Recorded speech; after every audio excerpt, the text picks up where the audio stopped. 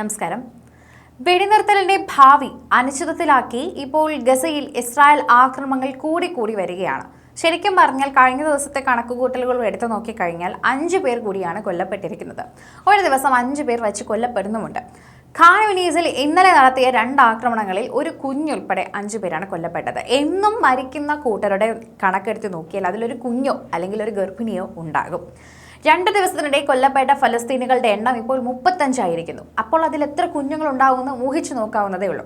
അധിനിവേശിത west bank പ്രദേശങ്ങളിൽ നടന്ന അതിക്രമങ്ങളിൽ തന്നെ നിരവധി പേർക്ക് പരിക്കേറ്റിട്ടുണ്ട്. ഒക്ടോബർ 10-ന് വെടിനിർത്തൽ നിലവിൽ വന്ന ശേഷമുള്ള ഏറ്റവും വലിയ ആക്രമണങ്ങളാണ് ശരിക്കും പറഞ്ഞാൽ ഇസ്രായേൽ സേന പ്രധാനമായി അവരുടെ മുന്നിൽ നടത്തിയത് എന്നുകൂടി കൂട്ടിച്ചേർക്കേണ്ട ഒരു കാര്യമാണ്. ഗസ വെടിനിർത്തലിന്റെ ഭാവി പ്രതിസന്ധിയിലാക്കുന്ന രീതിയിലാണ് ഇപ്പോൾ യെല്ലോ ലൈൻ മറികടന്നുള്ള ഇസ്രായേൽ ആക്രമണം തന്നെ എന്ന് പറയാം. ഉടൻ അമർച്ച ചെയ്യണമെന്നുള്ള കാര്യം ഹമാസ് മധ്യസ്ഥ രാജ്യങ്ങളോട് തന്നെ ആവശ്യപ്പെടുകയും ചെയ്തത് ഇവരെ ഇവിടെ നിന്ന് പുറത്താക്കാനുള്ള ഒരു പ്രധാന ആവശ്യം കൊണ്ട് തന്നെയാണെന്ന് പറയണം.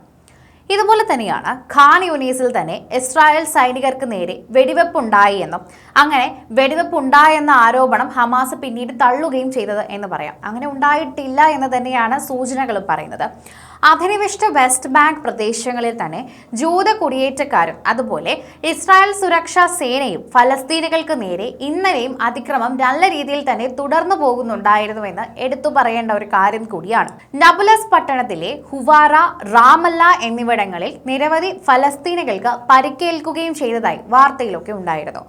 ഗസയിൽ തകർന്ന കെട്ടിടാവശിഷ്ടങ്ങൾക്കിടയിൽ നിന്ന് മൃതദേഹങ്ങൾ കണ്ടെടുക്കാനുള്ള ശ്രമം തന്നെ നാളെ ആരംഭിക്കുമെന്ന് സിവിൽ ഡിഫൻസ് വിഭാഗവും റെഡ് ക്രോസ് സംഘവും തന്നെ ഇതിന് പിന്നാലെ അറിയിക്കുകയും അതിനെക്കുറിച്ചുള്ള കാര്യങ്ങളൊക്കെ പുറപ്പെടുവിക്കുകയും ചെയ്തിട്ടുണ്ടായിരുന്നു. അതുപോലെ തന്നെയാണ് 10,000 പേരുടെ മൃതദേഹങ്ങളെങ്കിലും ഇങ്ങനെ കണ്ടെത്താനുണ്ടെന്നുള്ള വിലയിരുത്തൽ ഇതിന് പിന്നാലെ വരുന്നത്. കൃത്യമായ കണക്ക് എവിടെയും പുറത്തു വന്നിട്ടില്ല. അതുകൊണ്ട് തന്നെ അതിന് കൃത്യമായ പേര് വിവരങ്ങളുമില്ല. 2 വർഷം നീണ്ട ഇസ്രായേൽ ആക്രമണത്തിൽ കൊല്ലപ്പെട്ട കുഞ്ഞുങ്ങളുടെ എണ്ണം 19,000 കടന്നതായി തന്നെ ഫലസ്തീൻ NGO നെറ്റ്വർക്ക് വെളിപ്പെടുത്തിയിട്ടുണ്ട്. ഗസ മുനമ്പിൽ ഇസ്രായേൽ നടത്തിയിട്ടുള്ള ആക്രമണങ്ങളിൽ തന്നെ എടുത്തു പറയേണ്ടത് കുറഞ്ഞത് 28 ഫലസ്തീനുകളെങ്കിലും കൊല്ലപ്പെട്ടു എന്ന് തന്നെയാണ് എന്ന് പറയാം. കഴിഞ്ഞ മാസം നിലവിൽ വന്ന അമേരിക്കൻ മധ്യസ്ഥതയിലുള്ള വെടിനിർത്തൽ കരാറിന്റെ ഏറ്റവും വലിയ ലംഘനങ്ങളിൽ ഒന്ന് തന്നെയാണ് ഈ പറഞ്ഞ പ്രത്യേക പരാമർശമെന്നും ഇതിനെക്കുറിച്ചുള്ള സൂചനകളും വെളിപ്പെടുത്തുന്നുണ്ട്. ഇത് കൃത്യമായ നിർണയത്തോടെ തന്നെ കണ്ടുപിടിച്ചതാണ്. ഇസ്രായേൽ ബോംബാക്രമണത്തിൽ കുറഞ്ഞത് 77 ഫലസ്തീനികൾക്ക് പരിക്കേറ്റതായും ഗാസയിലെ ഫലസ്തീൻ ആരോഗ്യ മന്ത്രാലയം ബുധനാഴ്ച, അതായത് 2-3 ദിവസങ്ങൾക്ക് മുമ്പുള്ള കണക്കുകൾ അനുസരിച്ച് പ്രാഥമിക കണക്കനുസരിച്ച് അറിയിക്കുകയും ചെയ്തിട്ടുണ്ടായിരുന്നു. അതിനുശേഷമാണ് ഈ 85-ന് മുകളിലുള്ള കണക്ക് പുറത്തു വന്നത്.